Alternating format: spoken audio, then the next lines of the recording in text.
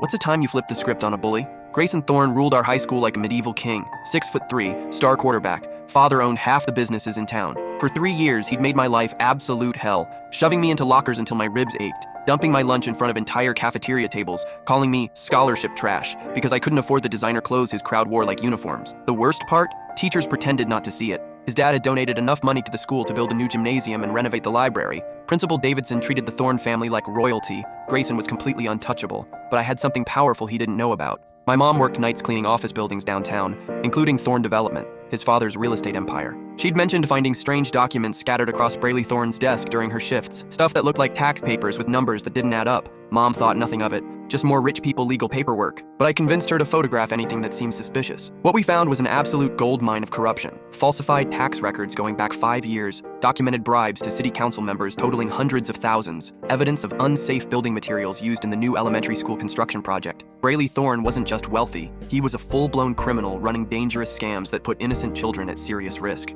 The Friday before homecoming, Grayson cornered me in the parking lot after school. "Hey, trash boy," he sneered, shoving me hard against my rusty Honda. "I heard you actually asked Willow Brennan to the dance. She's way out of your pathetic league." His usual crew, Arden, Phoenix, and Kestrel, circled around like hungry vultures, phones already out and recording, ready to capture my inevitable humiliation for their social media highlights. Instead, I smiled. "Actually, Grayson, I have something way better than a homecoming date." I pulled out a thick manila envelope from my backpack. "Inside here are copies of your dad's real tax records. The FBI field office would be very interested in these." His face went completely white. "You're lying, scholarship boy." I opened the envelope just enough for him to see the letterhead, his father's company logo, clear as daylight, with official government stamps visible. "One phone call to the federal building downtown, and your daddy's entire empire crumbles into dust. Your mansion, your cars, your untouchable family status, all gone forever." The parking lot fell completely silent. His friends stepped back, suddenly fascinated by their shoes instead of their phones. "What the hell do you want?" he whispered, his voice cracking. "Nothing complicated at all. Stop, just stop everything.